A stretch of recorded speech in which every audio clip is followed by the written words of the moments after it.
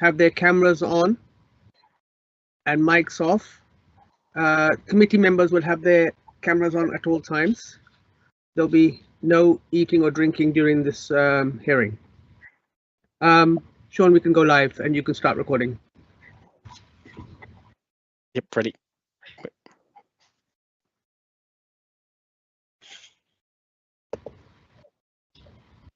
You live? Yep. Good morning, everybody. My name is Councillor Praveen Anand, and this is a hearing for Punjabi Desi Mela on the 2nd, and the hearing date today is the 2nd of August 2024, and the time now is 11 o'clock. I am, as I said, I am the chair of this meeting, and I will be with my colleagues, Councillor John Martin and Councillor Tariq Mahmood, and today us three will comprise of the subcommittee. Alongside us, we will have our legal advisor, Alison Luff, who will be advising us throughout the meeting how we are proceeding. And I would now also ask everybody else in the room to put your cameras on, please, and introduce yourselves. So I see, Mary, you have your camera on, so maybe you can start. Sure. Good morning, Chair. Good morning, all. My name is Mary McLaughlin. I am one of the team leaders for the Feeding Workplace Safety team at the London Borough of Ealing. Thank you. I have somebody with the name Office. Can you introduce yourselves, please? Yeah, my name is Jason Degg. I'm the Operations Manager for KBG Security. Thank you, Jason. Who else is present? Could you please put your cameras on and introduce yourselves? I have on the screen, okay, David. Hello there. I'm David. I'm an officer in the licensing processing team. Okay, so David, licensing. And I have Punjabi Desi Mela team, unverified. So can you please put your camera on, please, so we can see you?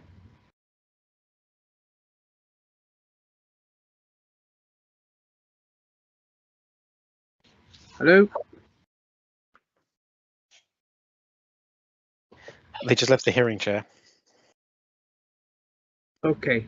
All right. So they might go away and sign back in again. Perhaps they're having difficulty with their camera. Okay. Should we continue, Alison? Wait. I'd suggest we give them a few minutes to try and get back in. I'm assuming that's what's happened. Jason, are you in communication with those people who were in? Yeah, I've just sent them a message. Yeah. Are they having trouble connecting? They've not answered me. Let me ring them. Okay, please, if you could contact them.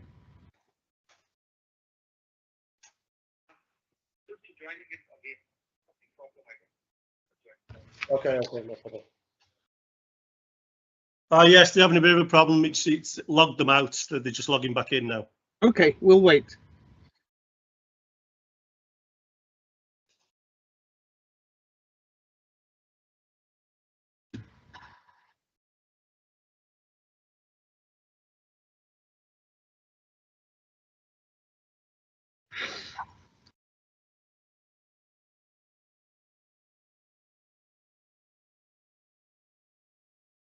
Can I, Chair, can I ask you one quick question to Mary, just to clarify? Can we wait until the applicant comes in? Okay.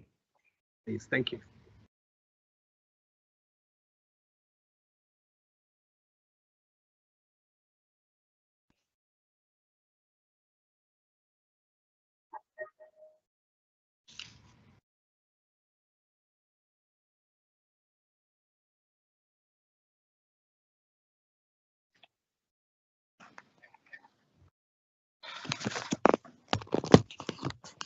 Hello. Hi, sorry, I have to log in from the mobile. I think something wrong in the internet. My name is Dave. That's nice. I'm a health and safety officer for the event. Okay, and yes. Hi, good morning. My name is Baljit Kumar. I am the director of the Punjabi Desi Mela. Great, thank you very much. Now, um, we have in the room. So you were. I'm not sure whether you're aware, Sukhdev and Baljit, but we have Mary, the um, environment officer. Then we've got David, also the licensing team, and you have the three of us, Councillor John Martin, Councillor Tariq Mahmood, and myself as the subcommittee members. Okay, so you'll have a turn. Your turn will come in asking questions. So I'm just going to go through the procedure now. We also have Sean, our democratics officer, in the room. So the procedure will be that you all would have received the agenda packs, and within there the licensing officer's report and the details of the application. To confirm, this is a new premises license application in relation to Punjabi Desi Mela, Southall Park, Boyd Avenue, UB1 3BT. And we've received objections from the Regulatory Services, Food and Safety Workplace team, and Mary is in the room to present that.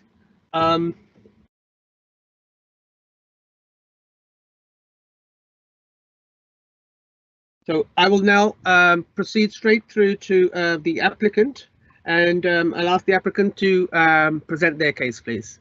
Will that be yourself, Jason? Will you be speaking on their behalf, or will Jason? Jason will be speaking on behalf of us. Okay, so Jason, please proceed. Present the application. Yeah, I was just about to say, if they want to start off with the basics, and then I'll cut in. Yes, please. If you would like to start off and give an introduction of the event to us, Sukhdev and Baljit. Okay, on 4th of August, we are planning to do this event in the Punjabi on the name of Punjabi Desi Mela, and it will be comprising of a live music and entertainment, having 4 food vendors already in there. Some of the singers will be performing live, and 1 or 2, there is one dance performance, and one is ladies, and one is gents also there.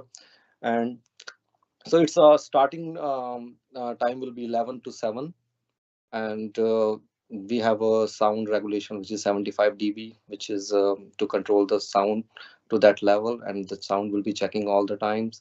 There is a fencing around the perimeter, which is a harass fencing, and there is a separate pedestrian and vehicle access. Vehicle access is from the Boyd Avenue, and there is a suspension already applied, and the notice has been placed on the Boyd Avenue, which is a 6 parking spaces for the emergency vehicles. And the vehicles will be entered from the Boyd Avenue gate, and one by one. And there is again segregation from the harass fencing. From that, there is a small gate, and the big gate, which is for the vehicles. So pedestrian will be totally separated from the vehicle movement, and there is a traffic marshal placed for the vehicle movement from the Boyd Avenue till the parking. This is the vehicle movement on the day. And then there is a further, we have a 40 parking spaces on board on there, which is a 20 bays there, and there's a 6 parking which is allocated for the VIPs and artists. There is also a first aid point, and there is an information point which is at the entrance. So this is all about the event infrastructure, and there is a stage which is a portable stage. It's not a scaffolding stage. That's what of the event. Thank you very much. That's a good introduction. Well done. Thank you. Jason, would you like to go forward from there now? Yeah, the security proposal from us is it's basically you're having 3 lanes of entry points, which will all be monitored by SIA and a steward, where the 2 SIAs on each lane would be searching. We would be using metal detection services as well for knives, and any objects like that. As they come through, the stewards lane would then check ticketing, so that would go straight through. Once inside, you will have on every entry and exit there would be a security team. You would have security teams at the stage, within the pit area, even though it's not correct pit, as in it's not the kind of it's not like a rock concert, so the pit is just there as a safety precaution, which gives you the meterage before the stage. That will be staffed by security. The VIPs, as they come onto stage, will be taken in by security that are all trained in dealing with this kind of event. Lost child and any issues will be dealt with by security. They will all be using two-way radio, which will be in communication all day with the management of the event. Okay. Have you finished? Is that all? Yeah. Anything else you need to add? Just everyone that's there is trained to either SIA level 2 or spectator safety level 2, which is usually what they use for concerts or footballing events. Our company has been going for nearly 18 years now with doing this kind of event. You know, we do Premiership football clubs with 40-50,000 people in there. It's not something that we're doing on it. It's not our first time of doing something like this. The team that will be there are all very well trained and are used week in, week out. It's not something that they forget. I would say 95% of them have already been on different events throughout the summer already. Great. Okay, so I'm gonna. You've also Jason, so Dave, and Baljit. You've heard the food officer's objection, food regulatory services objection. In your case, do you want to add anything extra right now? You'll have an opportunity later on as well. Do you want to add anything extra towards those objections right now? I think we are in a constant touch with that representation, and then we try to do all the mitigation to get into a good safer practice. And we've done quite a big job into security point of view, and some of the risk has been already dealt as a safety, like we have a child policy, and there is locations, everything has been now identified, and I think we have mitigated all the representation which was according to the letter. Thank you very much to all of you for the presentation and your actual application. I'm now going to ask the responsible authorities. So I'm going to give the opportunity to Mary, if you would like to ask any questions. Yes, I'm happy to kind of provide some more information in terms of my representations that hopefully then you'll get that chance afterwards, Mary. Sure, fine. Have you got any questions now to ask the applicant? I have no questions at the moment, no. That's fine. You'll get your chance to add your representation. David, did you want to have anything to add on here? Hi, Chair. No, nothing further to add at the moment. Okay, no questions to the applicant. So I'll go to my committee members. Councillor Mahmood, you have anything to ask the applicant? Chair, thank you. Just a very quick clarification. When Jason said there will be a checking on all the checking or entry point, and would that be, you said metal detector, or it will be the manual checking in terms of knife or carrying weapon? It would be both metal detector and 100% search.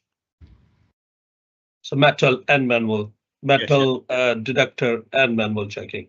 Yes. Thank you. Thank you, Chair. Thank you, Councillor Mahmood. Councillor Martin. Thank you, Chair. Yes, Jason, I've heard a lot about what you're going to do on site. What are your proposals for off-site for the surrounding streets and the local neighbourhoods who, quite frankly, are going to have a lot of people attending this event?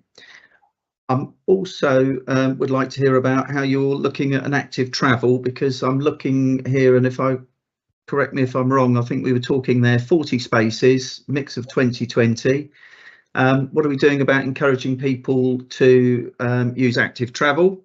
The roads around Southall Park are very congested at the best of times, and what we don't want to do is see the residents basically find that they've just got nowhere to go. So yeah, so I look forward to hearing from you on that, please. Everyone's been told to use public transport, and that's what's pushed out on social media. Yeah, on social media, everything's been pushed out for people to use public transport. Ourselves, obviously coming in, we are using coach vehicles to drop off. So none of our vehicles will be coming in. So you're not going to end up with, 50, 60 security cars. They're going to be dropped off and left to deal with it. There's response teams that would be within the park and on the external, so they will be out and about communicating with the local community. Social media is a big way of what the Desi Mala have done, and asking everyone to come on public transport to, as he rightly said, the issue is around there, and it is very congested anyway. So what I'm hearing from you is that you don't actually have a plan in place for visiting the local streets. You've got one for the on-site, but not for off-site. Yeah, the management plan that Desi Mala have put in was basically just to have the local street adjacent, and for everyone to come in public transport.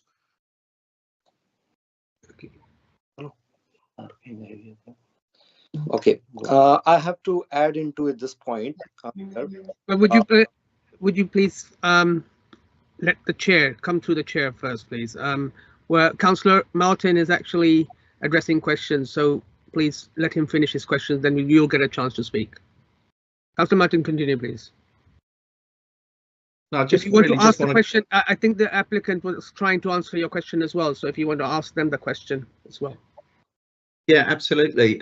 Yeah, to the applicants, what is your plan for the neighbouring streets in relation to transport and the flow of people? And more importantly, how are you going to deal with a situation where potentially someone could actually start having a party somewhere in a street rather than outside if they didn't have entry into your event?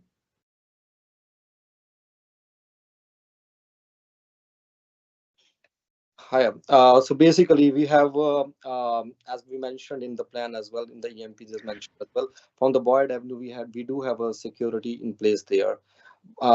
From the guidance of what needs to be done, so we are stopping not a traffic congestion from that area, basically nearby the vicinity, which is primarily we can do possibly to control the things.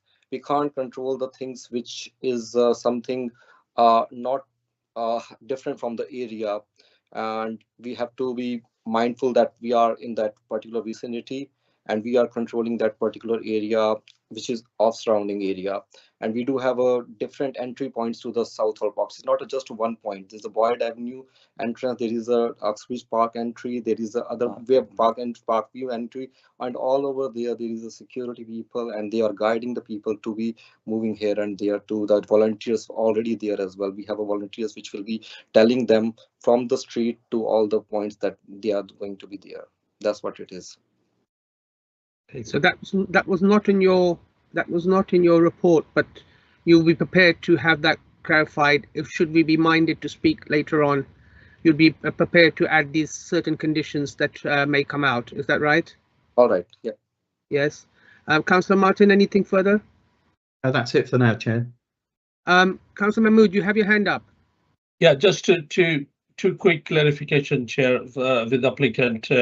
What I can see in the report from public safety objective, there's a growing concern when you're organizing that type of big event. So there should be a information protocol, and in terms of, like Jason said, lost child and other stuff. So is that all mechanism in place in terms of information protocol?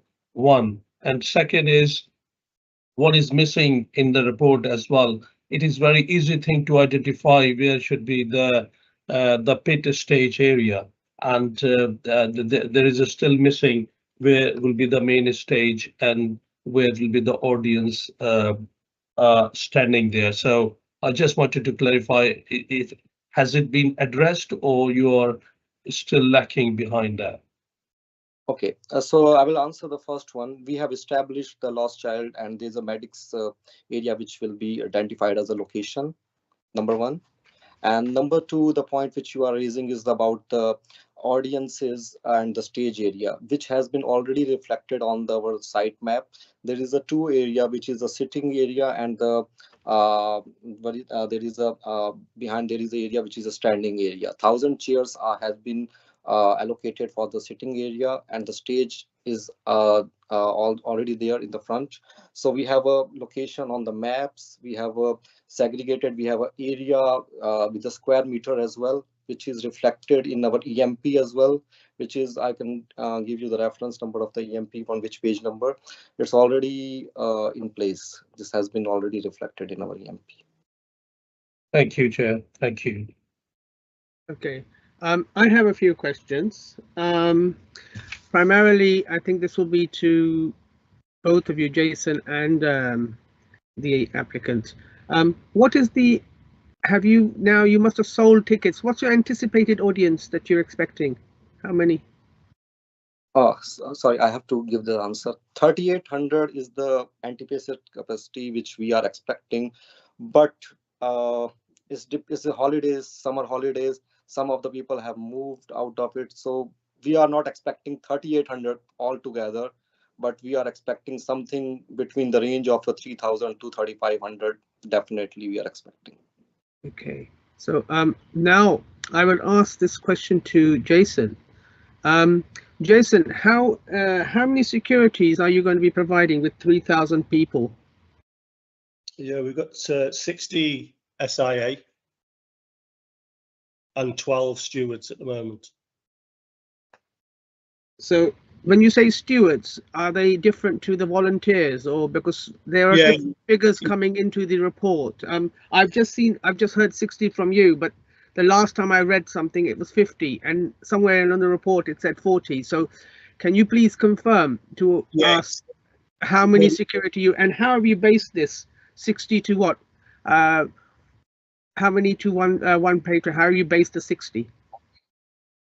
It's basically on the number of exits, entry routes, ingress and egress, and that's how we've worked out square meterage. So it's the stewards are level 2 spectator safety, so they deal with large events. So they're used to dealing with large numbers, and how it all revolves around movement within the park and not just ingress and egress.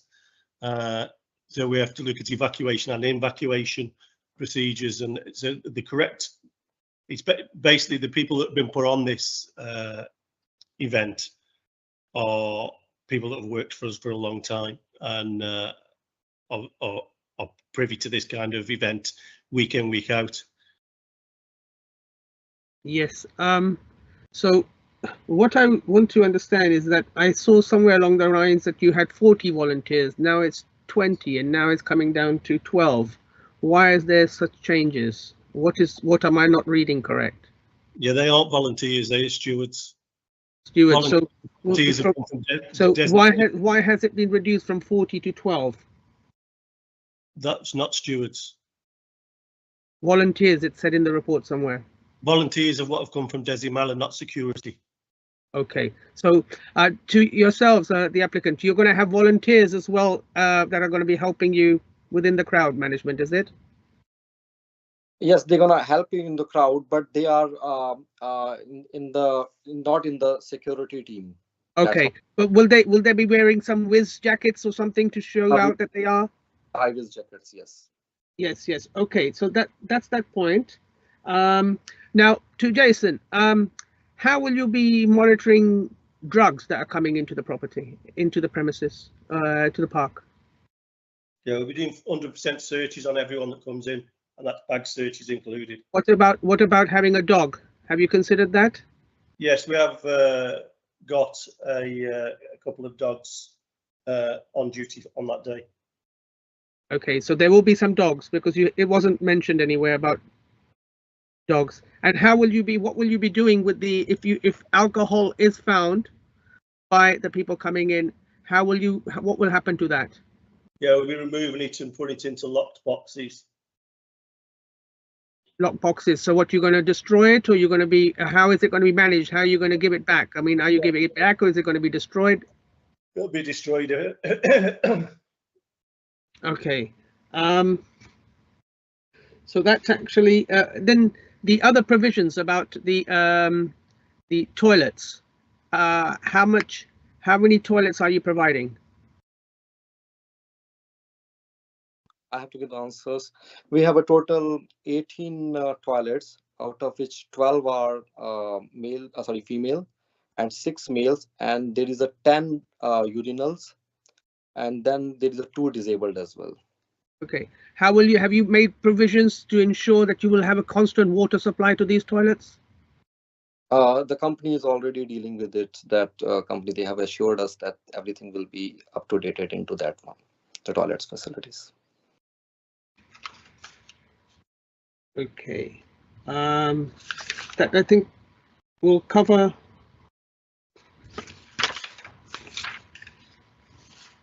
That will cover questions for yourselves right now.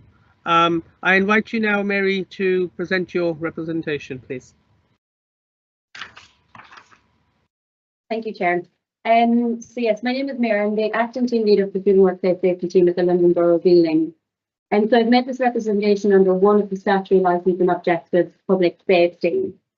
Punjabi Desi Mela attended the Safety Advisory Group on the 25th of June 2024. So the purpose of the Safety Advisory Group is to provide advice to organisers planning a public event, in addition to legal requirements and government guidance.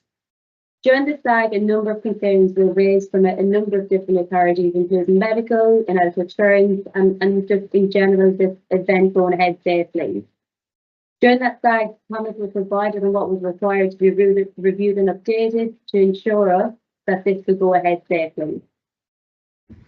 Since then, little changes have been made, and on the 17th of July, I objected to the licence, and within my objections, I advised that the rest could be withdrawn if a fully compliant and revised event management plan that addressed all of the issues detailed in my objection was completed, and that the crowd management plan was reviewed to ensure the number and location of security is confirmed and consistent, that roles and responsibilities had been identified and clear instructions were given, and to carry out a full review of the current health and safety risk assessment, and so the event organisers ensured that the risk assessments are updated to reflect all hazards and identify suitable controls. Following that, further documentation was submitted on the 23rd of July and the 31st of July. However, my concerns still remain, in which I will provide in more detail. In regards to the provision of security, on page 5 of that event management plan, it does state that there will be 60 trained security personnel and 12 trained volunteers.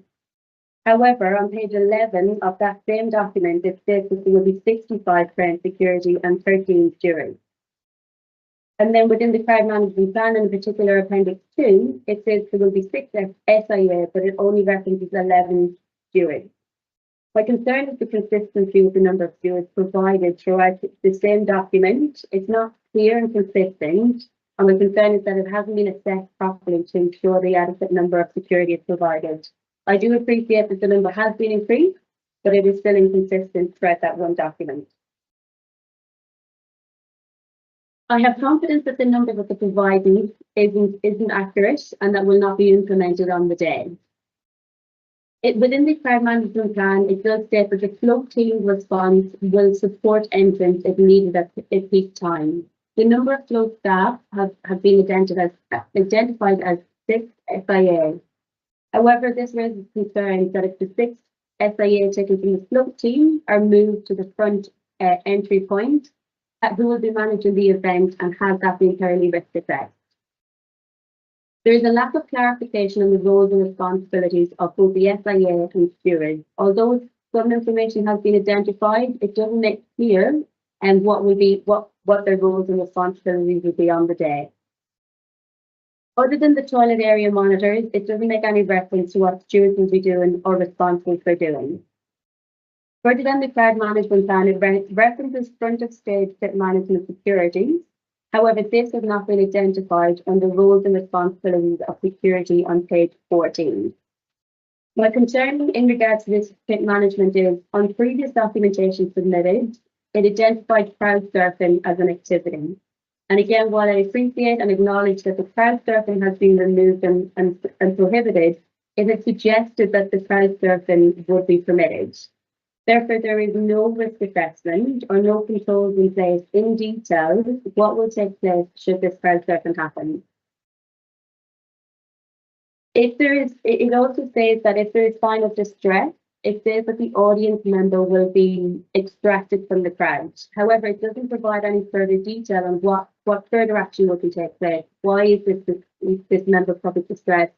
Will it look at crowd density, crowd control, and crowd security? The communication references security personnel, but there's no information on how communication will be with the stewards on site.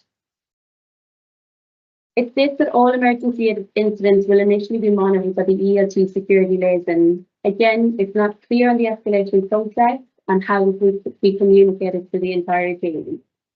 The crowd management plan is not just about having numbers, it's how they will manage this event. I would ask the event organiser to clarify clear roles and responsibilities and the numbers that is required for this event to go ahead safely. It doesn't consistently show me that the provision of security is accurate and will be implemented during that event. In regards to the lost children policy, in previous submission of documents, it advised that the lost child would be brought to the stage area. This raised concerns as a lost child would obviously be distressed if they lost their parents. While I raised this as a concern and I appreciate that it has now been changed to the medic plan, my concern is that the actual lost children policy has not been assessed properly and that adequate control has been put in place. It further states that announcements will be made discreetly over the public address system, requesting the parent or guardian to come to the medic tent. Arguably, announcing over a PA system is not discreet, and therefore further controls need to be in place should there be an influence of a lost child and how that will be managed. There is a difference between a lost and a missing child, and I think we need to be clear on that. A lost child is if a child presents himself as lost. There is a missing child if a parent approaches security advising that they've lost their child. Within the documentation and the lost children policy, it does make reference to the lost child. However, it does reference wristbands. However, this has not been documented and demonstrated in detail.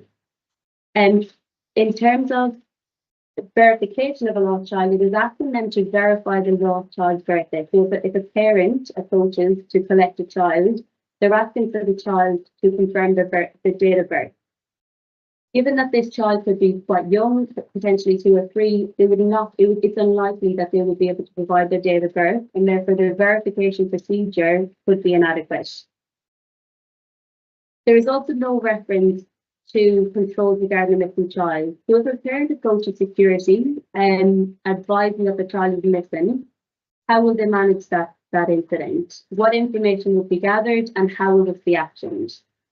From a child safeguarding point of view, I have no confidence that what they have put in the plan they will be able to do. Within my initial objection, I advised that certain hazards had not been identified within the risk assessment, nor have the necessary controls been put in place. This includes, for example, acts of terrorism, access and egress, emergency procedures. And following my initial objection, I am pleased to see that the organiser has taken some of this feedback on board. However, not all of these concerns have been addressed. In particular, for example, in terms of a terrorism attack, the only control is to dismantle more fencing to evacuate from more exits and run harder towns. but there is actually no specific controls in place that should there be an incident, what will happen in that event. Other than run, hide and tell, what will the security role be, what will their responsibility, and how will they deal with an incident. Within the ingress part of the risk assessment, it does advise 100% bag search. But again, it's demonstrating actions and in detail what will security do in event of a find. So how will this be managed? Would the member of public be ejected from the event? Would it be temporarily stopped? And should there be an incident? In regards to exit or egress out of the event, it mentions that hair fencing will be removed to evacuate people in case of an emergency.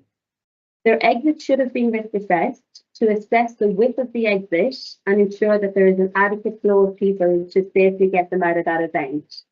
Considering taking down, the fencing would not be sufficient given that new members of the public need to leave there as quickly as possible. It's clear that a capacity assessment for exit and entry has not been assessed, as one of the controls is removing the fencing. In regards to a fire risk assessment and fire emergency, it documents immediate notification via smoke detectors and fire alarms. Excuse me. Given that this is an open air event or an outdoor event, I'm unsure why a reference is made to smoke alarms or to smoke detectors, and therefore I am not satisfied that a thorough fire risk assessment has been carried out. And given that there will be food traders inside handling hot food and will have potentially generators and gas cylinders. I had requested a thorough risk assessment to be reviewed and updated. Within the risk assessment, it makes reference to traffic marshals and banksmen. However, in line with the crowd management plan, it doesn't demonstrate how many traffic marshals there will be, how many banksmen there will be. Is this part of the crowd security master plan, or is it an external company that is responsible for doing this? I'm not confident that the numbers provided to do this is adequate. It further states that the spectators are directed to safety to encourage good parking. And as we've heard, and in line with their event management plan, it does say that there's 40 car parking spaces for authorised vehicles. So if spectators are now advised that they can park, where will they be parking? Is this 40 spaces just for VIP, artists and staff? It doesn't make clear what the provisions for parking will be on site or whether there will be no parking. I'm concerned that we are discussing this on Friday morning before the event, and I think we need to be realistic what can be done before that event. Risk assessments can take weeks, if not months, to kind of review and update and put in place adequate control measures. I don't have confidence based on the information provided to me that this event can run safely and can uphold the licensing objectives. Therefore, in line with my objection, I recommend that the premises license application is refused. Thank you, Chair. Thank you. Now I will ask you've representations. I'm going to now ask the applicant.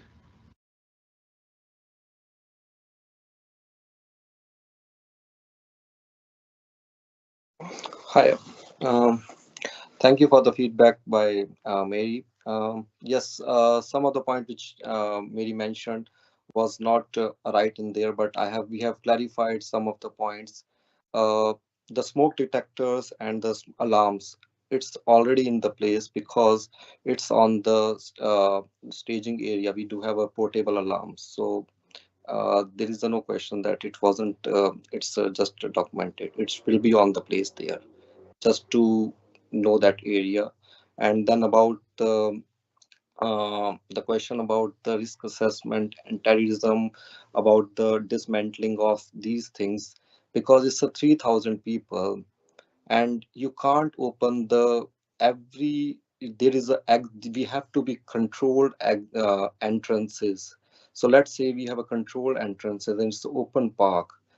The if we have a control entrances, we can't have everywhere entrances for the everywhere. We have to have a control entrances, which is a fine. We do have a control entrances. We have a controlled exits as well. But when there is an emergency, we have to think about the practical solution, which is a practical solution is we have to dismantle it for the larger crowd. Sorry, could I just stop you there? Councillor And, can you hear us at all?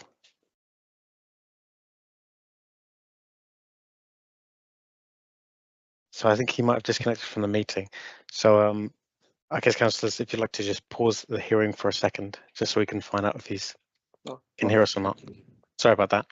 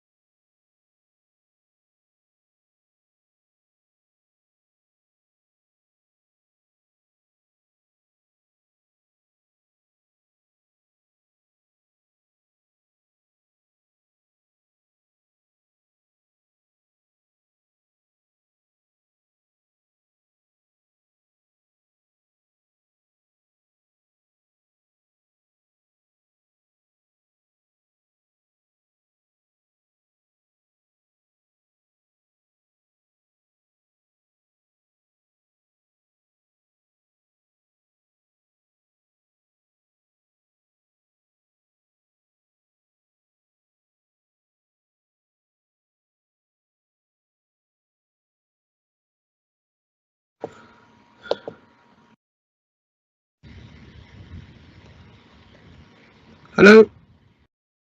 Yes, Councillor Anand, are you there? Yes, apologies. I had my internet crashed on me, my network problems. Can everybody hear me? Yeah.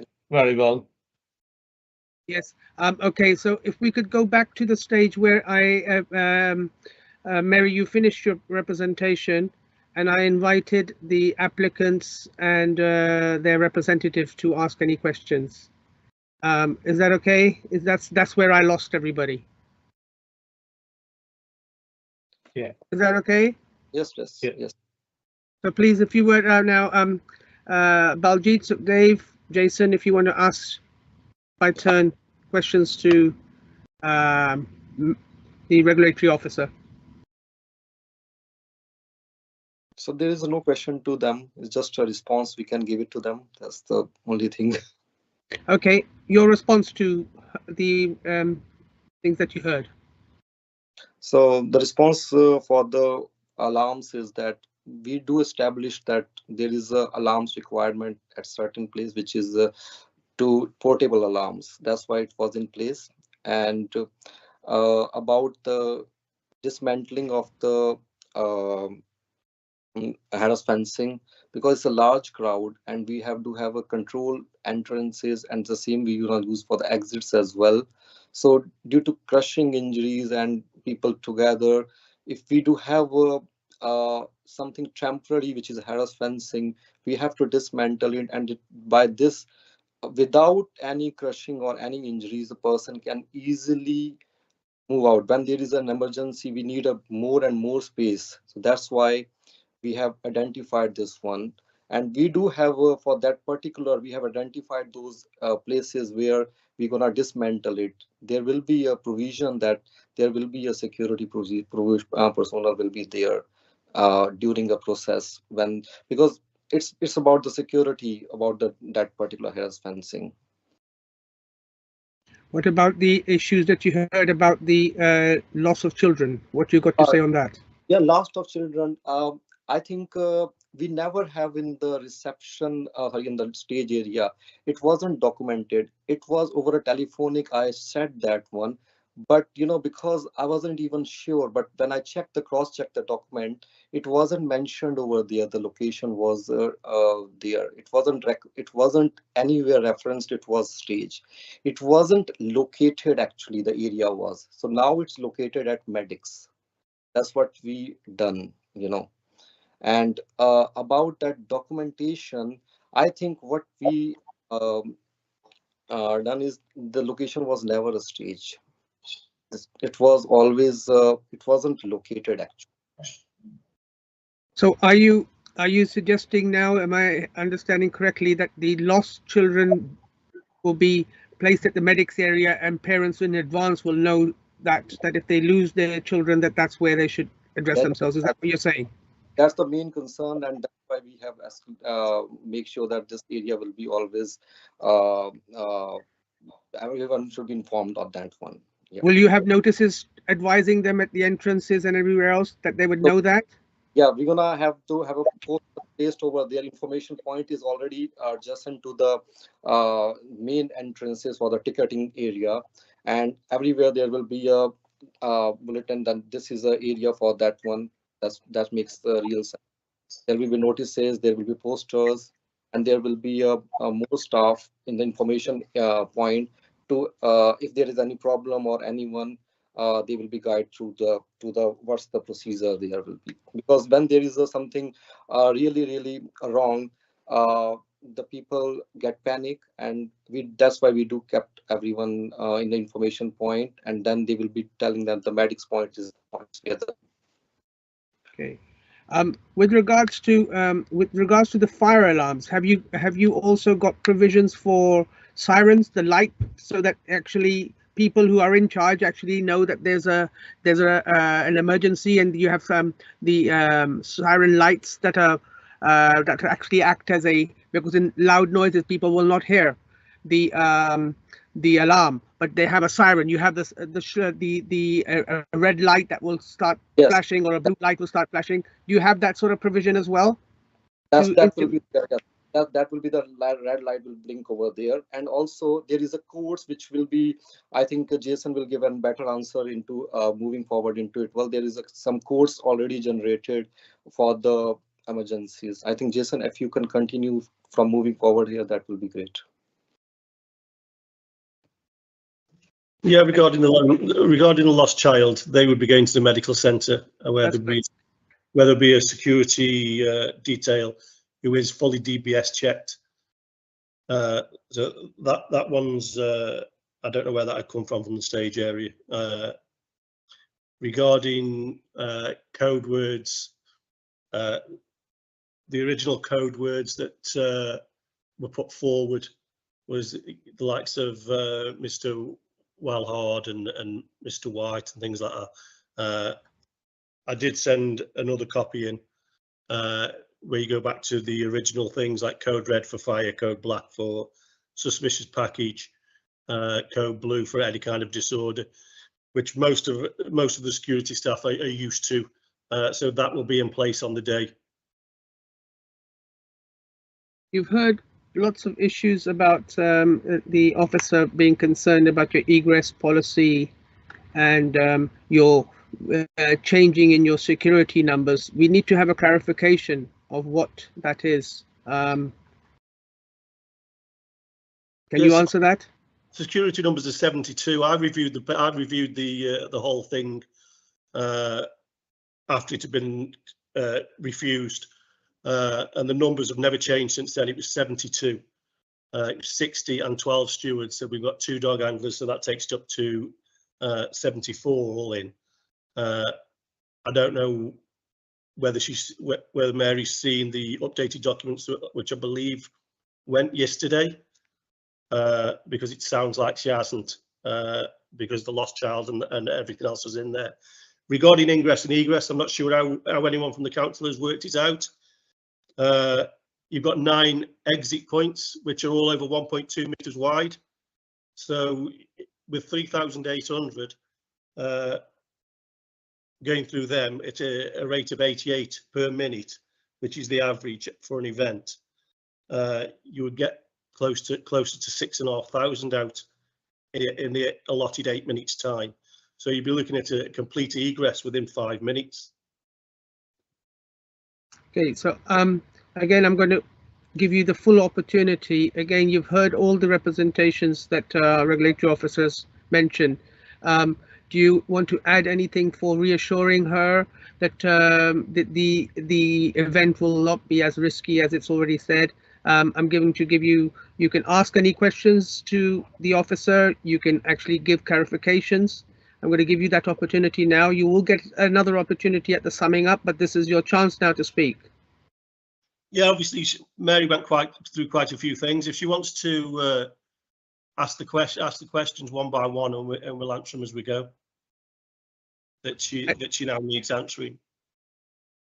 Okay. Okay, we'll come back to that. If you don't have anything extra to add at the moment, we'll ask that through our procedures.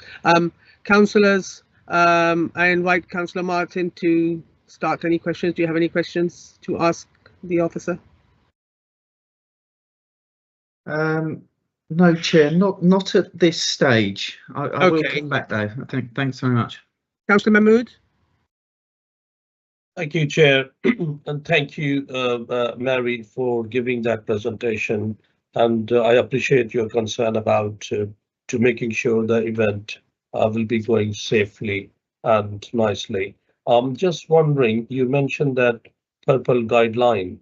How much do you think we should follow purple guideline in order to make decision when they have got a high profile event like that? So the purple guide was set up by professionals in the public safety area and in the events area, and it is supported by the Health and Safety Executive as well as the Institute of Licensing.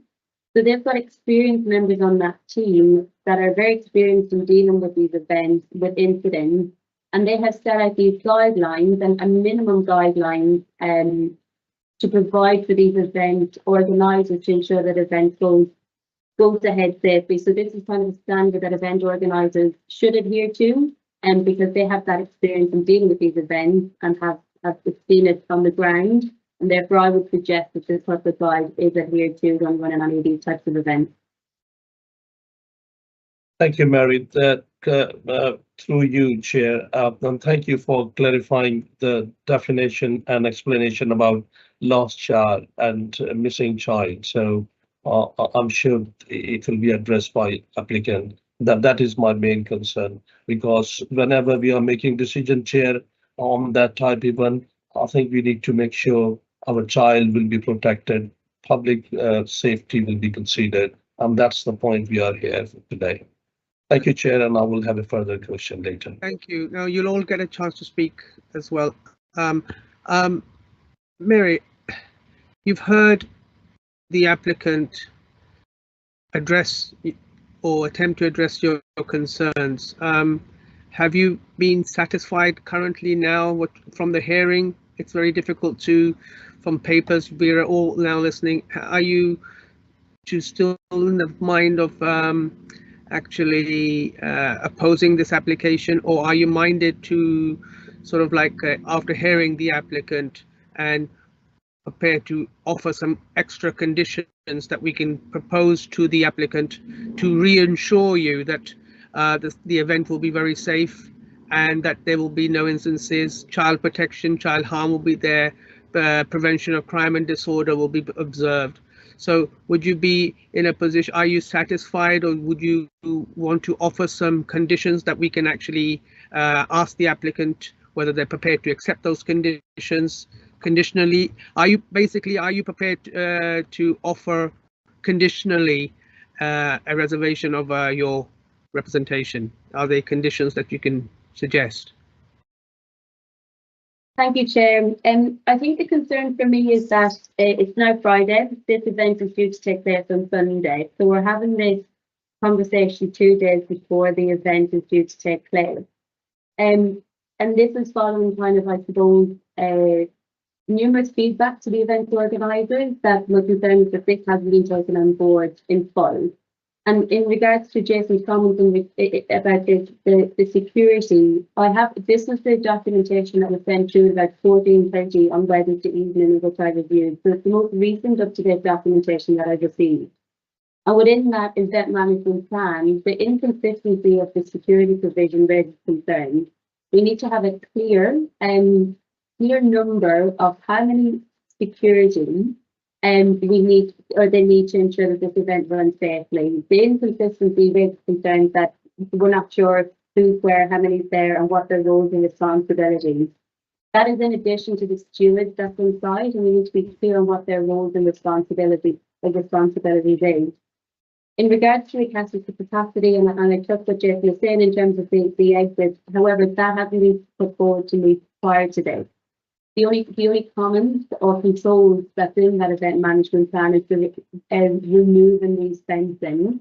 But if you've got an emergency and you need to evacuate that, the exits must be, the capacity must be assessed, and the exits must be of a width that they can remove people as quickly as possible.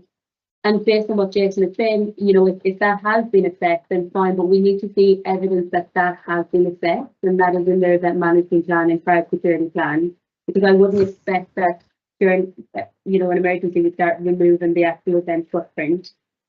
So some of my concerns still do stand, but I suppose if the committee was minded to grant the license, I would ask that there is a condition in the license that the event will run in a safe manner in accordance with an updated and reviewed event management plan, crowd management plan, and risk assessment. And I must emphasise that it's not just the point that I've raised. We expect a full review of them documentation to ensure that the entire event is considered, all the activities are considered, and control measures put in place.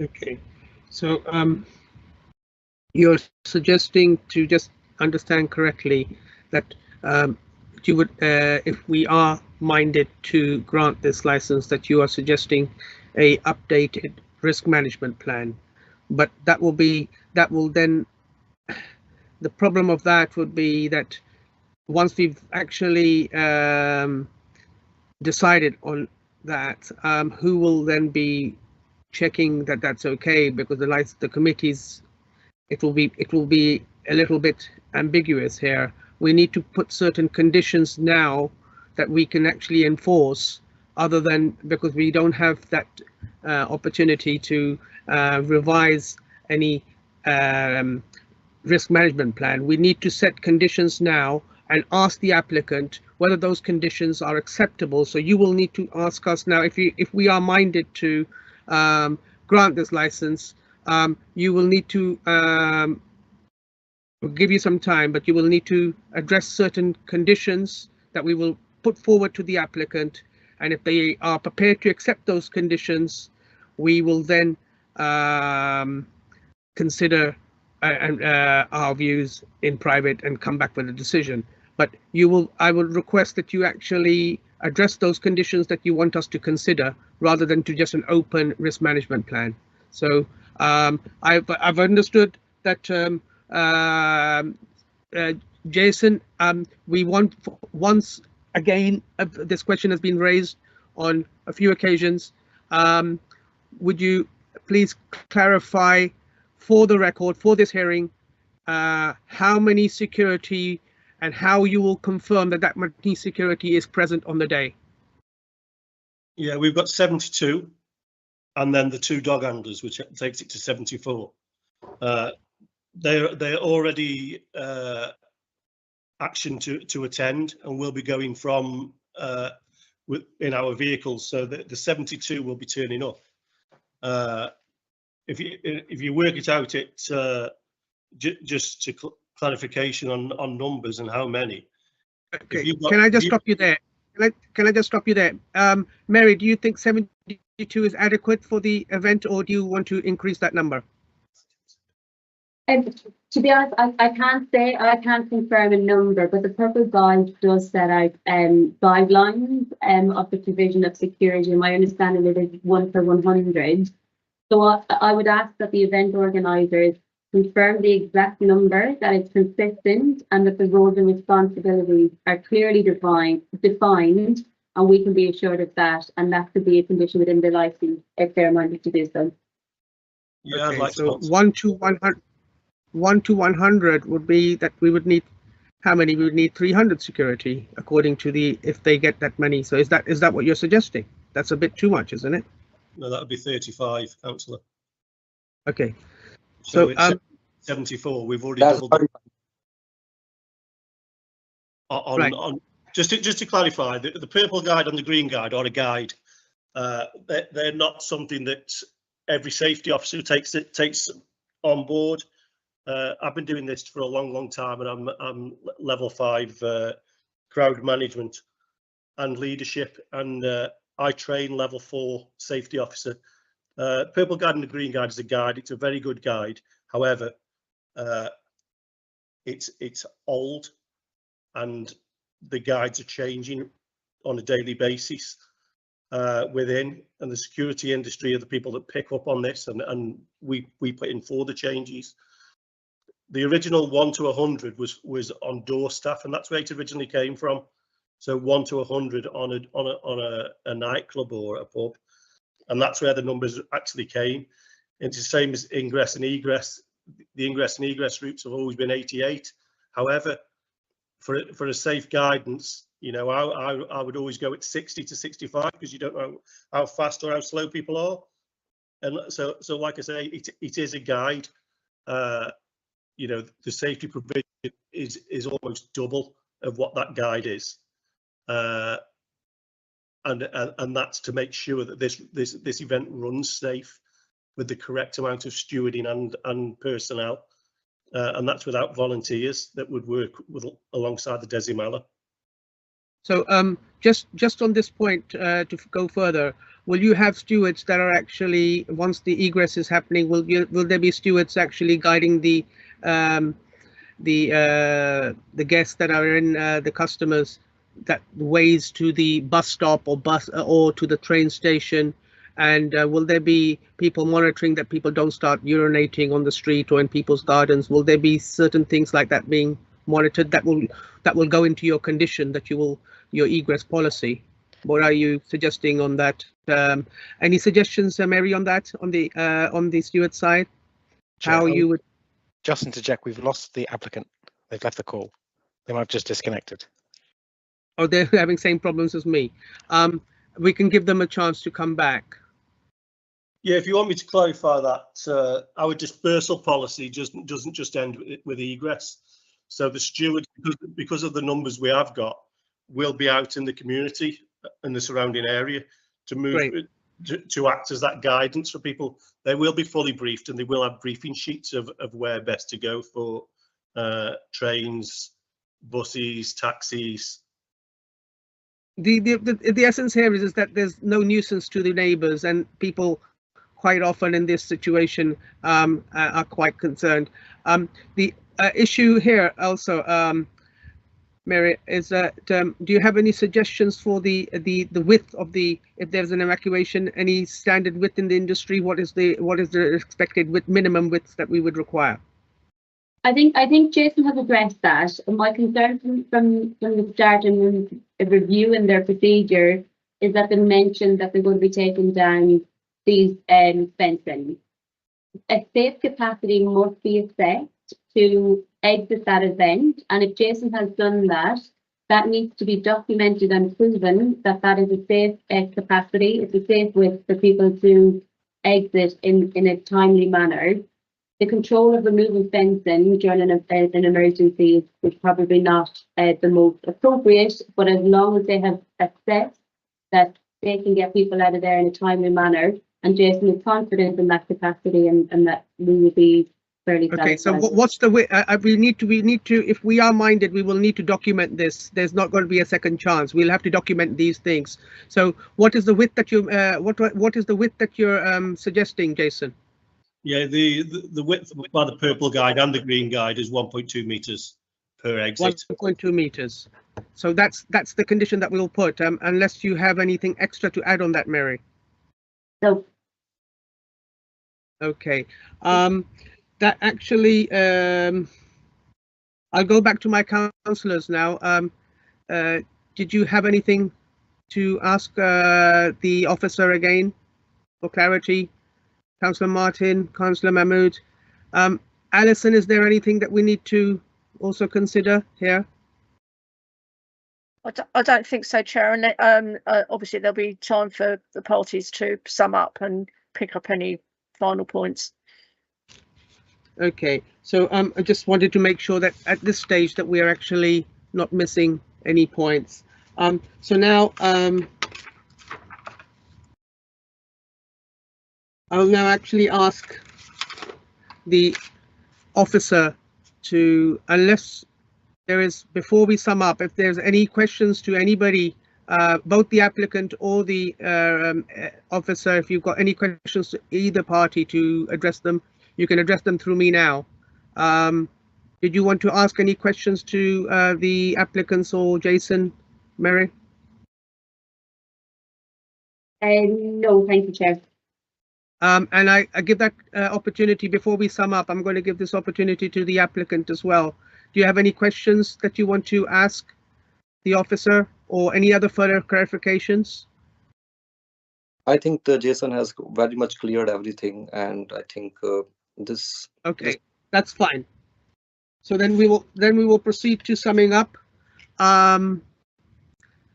Before we sum up, we need to clarify. Am I right here, Alison? Do we need to clarify the conditions that we are proposing, the additional conditions that we're proposing, and whether you're in acceptance? So how would we document that?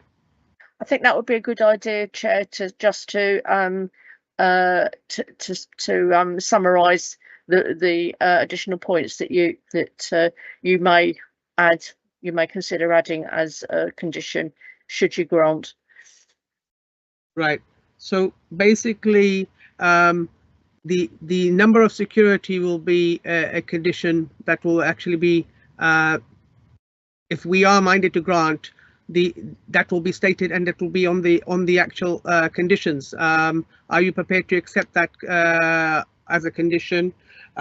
We also would need to reassure that there will be dog handlers at the venue, that the lost children will actually also be, there will be clear signs for lost children, and the fact that where they can be found, and parents would be notified of that at the entrance points or anywhere else that they know that that's where they will be. That will be a condition that will be very essential. I'd ask Alison if I'm going off the drift a little bit to correct me and stop me. Then there's also going to be the minimum width if there's an emergency of 1.2 meters. Then we also would need to have agreement with the egress policy and how stewards will be outside directing the guests, and the egress will be in a systematic and swift way when the event is over. We would also need agreement that there will be no alcohol present at all times, even through the VIP artists that come through. So there will be no alcohol present at all times at that venue, at the park. Councillors, am I missing any points that you want to add on as conditions? Please go ahead. Councillor Martin. No, nothing from me, Chair. I think you've covered everything that we've discussed so far. Yes. Are you satisfied, Councillor Martin, about the off-street drinking situation? Is there anything extra you want to add on that? Is there much that we can add? Is there much we can enforce, basically? Is there something we can enforce? That's the basic point. What's in the hands of the applicant? We can discuss that, I think, offline, my satisfaction on it. I do just have a couple of questions just that's bugging me at the moment, really towards the applicant, if I may. Yeah. Is this the first event that you've organised, or an event like this? We organised, this is not our first event, but actually the last year's Desi Mela, which is, this is a Punjabi Desi Mela, but the Desi Mela, which was originally done on 7th of July. 16th of July. No, this one. This year, yeah. That was the team, which is Baljit Kumar, and I was the health and safety officer of that particular Mela last year. So we, that's exactly the same team mostly, but it's basically, you can say, splitted apart. Okay, so basically you were running an event with someone else and then you've now gone your separate ways, is that correct? That's correct. All right, and just a final question. On the safety aspect and the extraction procedure, where are these people going to go? Because if there was an event, or in the event of an emergency, I'm not seeing anything in the paperwork exactly where they're going. So are they going to be dispersed out into Park Avenue, Boyd Avenue, or are we going to be sending people out onto the Uxbridge Road? You know, it all depends upon where the act of the hazard is. It's we can't determine that. There is always a closest exit. This is what we always refer everywhere, that closest and safest exits and will be the point. It's then we don't know if we say, let's say Uxbridge Road is the safest one and there is a terrorist act over there. How can we guide over there? That's the only the documented thing is that the safest and the closest exit which they can follow at that time. Okay, obviously there is a concern that if we're starting to throw potentially 3,000 people towards the Uxbridge Road and the traffic that covers, it's what procedures you have in place for that with your security officers, because I'm not seeing anything in the reports anywhere that's showing what you would actually do. So maybe Jason might want to come in on that, just so I'm assured that you've got that in hand. Yeah, obviously, if you look at the map, you know, the park itself is a lot bigger than the arena that they're using. So on a emergency egress, there is a lot of the park that isn't actually used. It's only the arena, whereas, you know, they've got cordoned off. So there's lots of areas, not just into the public highway, that would be pushed out to. And obviously the security measures, as you know, Mary rightly said, you know, it's 1 to 100. If they're expecting 3,500 people, you know, we've got 74 people there, and that without volunteers. So it's, you know, it's a lot of people to deal with a small egress like that. Okay. Anything you further, are Councillor Murphy? you are confident that if an event was to happen, that you would have that under control. Yes. Okay. Good. Councillor Mahmood. Chair, I'm listening. I have please. Mary's hands up. Please go ahead, Mary. Thank you, Chair. I actually just wanted to go back to the lost child policy, and I know you've kind of made reference to certain condition in there, and the event organisers have advised about signage. I think we just need to be mindful that if there's a lost child, that the safety of that child is not compromised. I think if we've got signage for lost children, we've got a lost child in that area.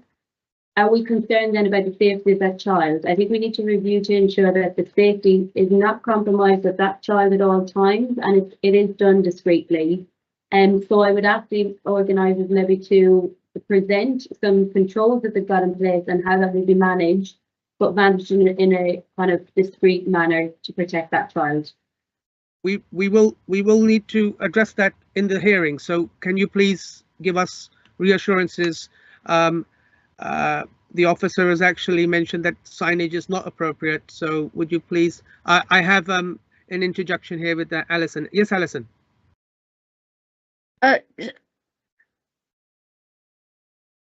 Sorry, Chair. Yes, I just wanted to just clarify whether the 3,800 was a maximum number and whether that would be conditioned, and how numbers are going to be monitored.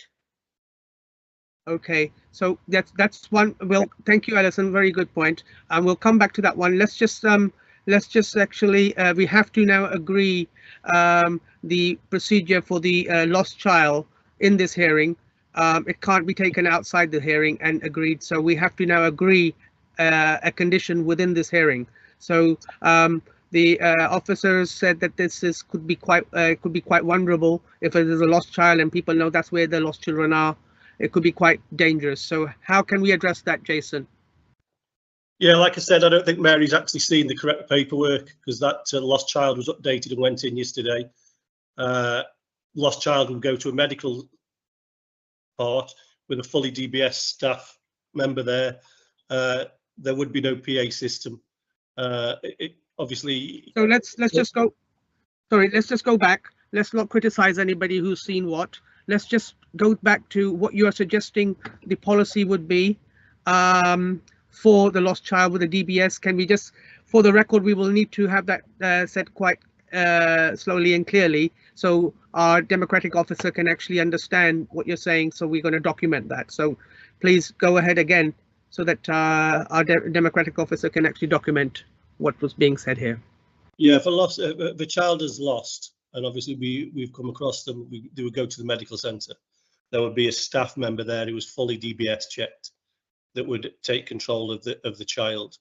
If the parents came forward and said, you know, I've lost my child, they would then be questioned on, you know, what does the child look like, what's the child wearing, what's the child's name, and what will the child know that we can say, you know, is this your parent kind of thing. Children always know something about the parents that we don't know, so we would expect them to come up with something before we hand over the child back into the parents or guardians' ownership. Thank you. That's very. Mary, is that enough, or should you need to add something on top? I just have two questions following that, I suppose. Will wristbands be used at the entry point of the event? And my second question is, if a parent approaches advising that their child is missing, what controls would be in place?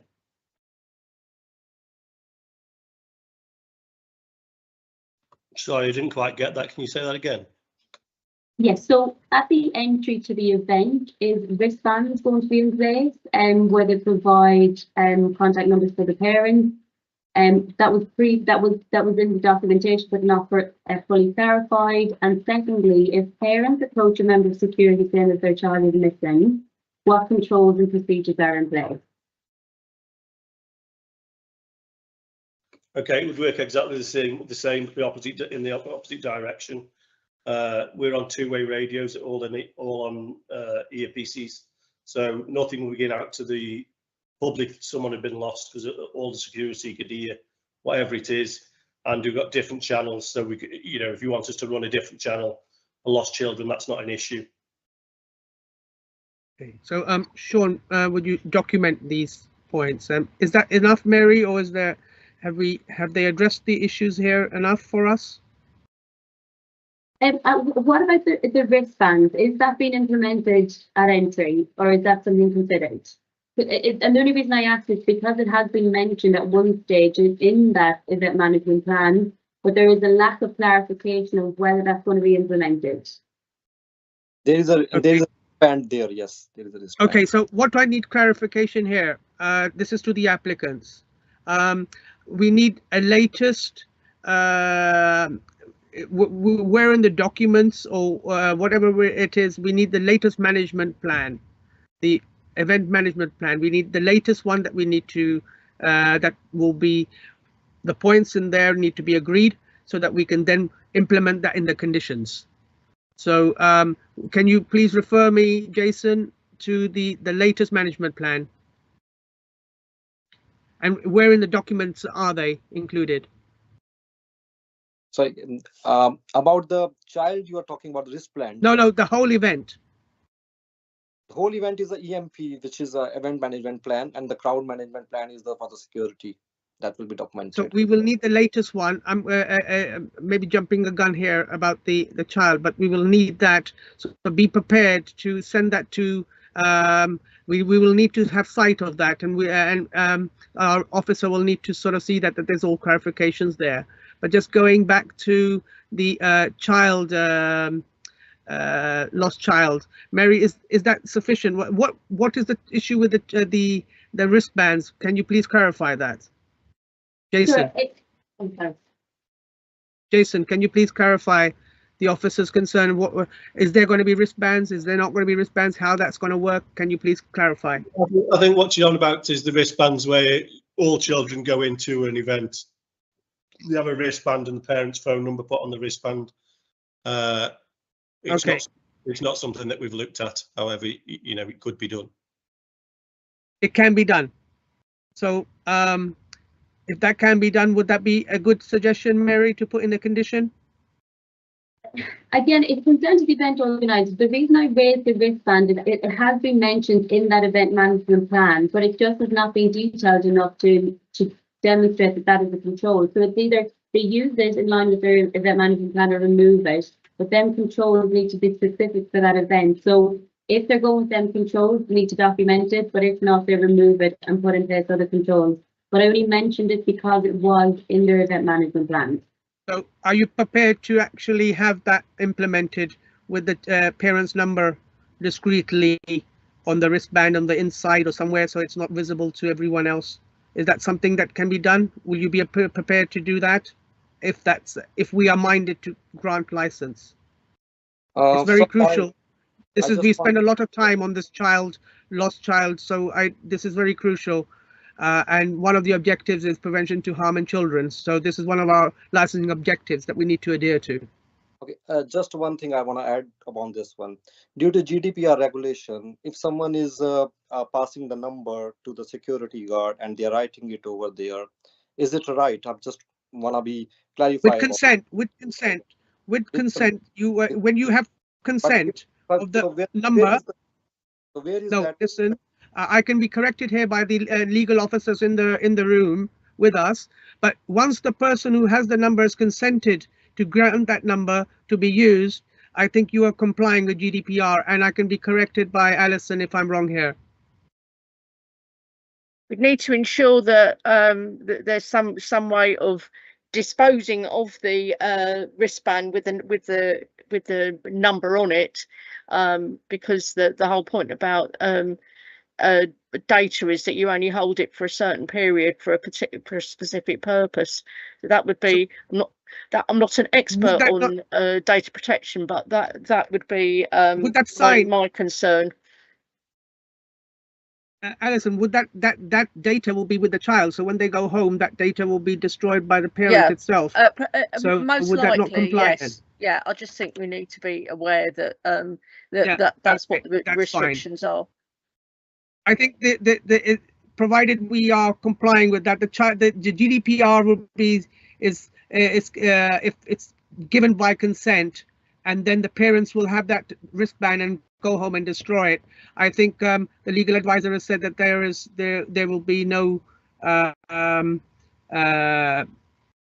breach of the GDPR. Now I need to, before we go to summing up, we've got these conditions that we will need to implement if we are minded to grant. We will also need a site of the latest. Alison, do we have the site of the latest event management plan? Not that I'm aware of. That would need to be sent through. I would suggest to Sean, if Jason, if you've got Sean's contact details, if that could be the latest management plan could be sent through. I don't see Sean around. I don't know whether he can hear us. No, I can, yes. If you want to send it to my email address or to Democratic Services Ealing, that'd be no, I mean, sorry, not Sean. I don't see Jason on the. I don't see Jason. Yes, he's there. No, that's not Jason. Is Jason? Jason just had to emergency rush out the room, so I've just come into to the meeting. My name's AJ from KBG Security.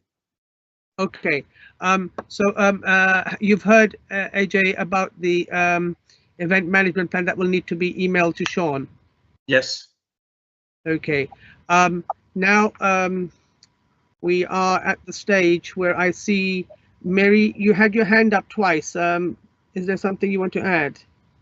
Thank you, Chair. I was just going to suggest I'm happy to send the most recent updated documentation that I received on Wednesday evening to Sean if that would assist in any way. Thank you. Councillor Mahmood, you have your hand up. Thank you very much, Chair. It's been a long time when I was waving my hair, and while I was waving my hair, there's almost many things have been clarified. But one thing I just wanted to clarify myself, if I will follow Mary's point in terms of lost child and missing child, and I've heard about on the behalf of applicant what the plans are in place. But for my knowledge, Chair, I just wanted to clarify, they are not sending the full management plan. They are just putting and clarifying that bit, which include child, missing child, and lost child bit. That's all. That's all we want at the moment. Am I right in thinking that, Chair? I have to clarify with Alison here. Alison, is that what we are actually requiring here?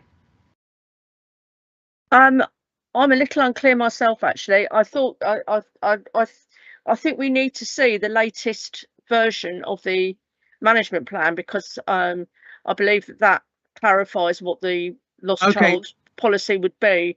And I don't know if there's anything, and I think Mary wanted clarification on whether wristbands would be used and to what purpose. So that's right. So Chair, if I may just come in here,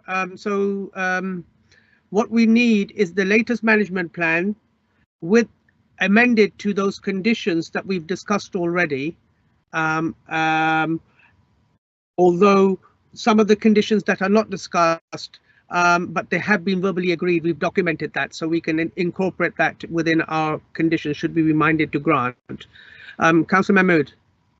Yeah, that's all right, Chair. I'm just wanted to know that the existing management plan, which they have already submitted that previously, and they submitted something yesterday, and now we are asking them to more modification and put the child protection bit on the top of that, and then we would be happy to consider it. Is that, that's Mary? Right. Is it exactly we are thinking, Mary? Yes, I think we just need to have a set of documentation that is clear, concise, and implemented on the day that reflects this event taking place. Thank you. Thank you. Now, I think we've gone in this in quite detail. I'm very grateful to everybody that's contributed to this meeting so far. Now, I'm going to now come down to the summing up. And please, Mary, would you please continue to sum up?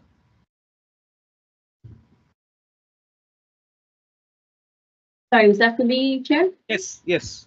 Please go Sure. ahead. So, thanks, Chair. So I suppose you've heard my reasons for the objection and the concerns still that, stand in regards to this event taking place.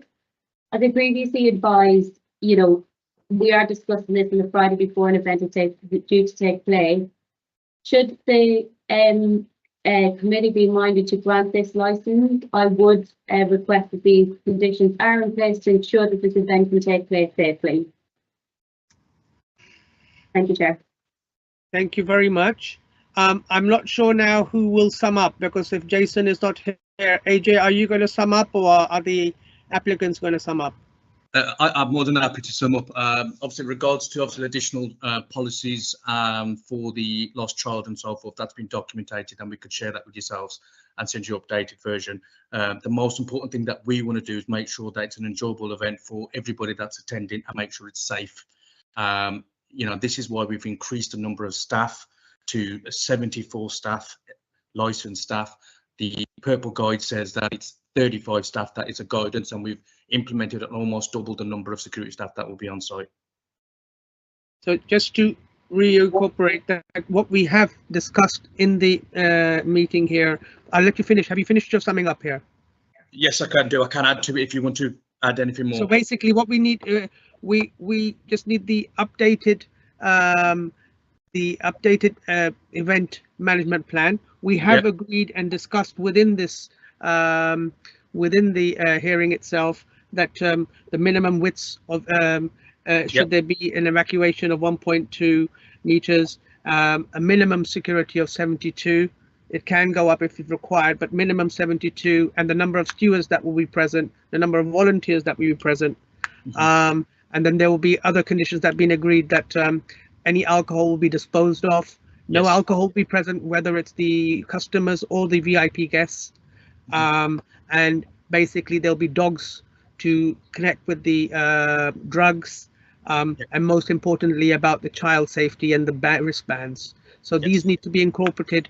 Do we actually wait for this to be sent to us, Alison, or do we incorporate that in if we are minded to grant the conditions? How would that work? I think it depends on whether you feel you have enough information. Jason and his colleague have talked about what's in the updated version. It would be ideal to see that. I think it seems to me the main changes were around the lost child policy, and I think that has been described in some detail. Okay, so will we be in a position, should we be minded to grant, will we be in a position to set these conditions ourselves, or will we need to wait for the event management plan to come to us before we can actually decide? I think the conditions were either additional or just reiterating. So I think you can certainly go forward and put conditions on. The license will be subject to the latest version of the management plan should it be granted in any event.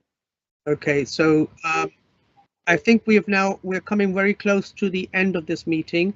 It's not normal practice, but I will again just ask anybody if they got anything last to add before we close, and Alison if we've missed anything. So anybody want anything extra to add in this meeting before we go and deliberate our decision?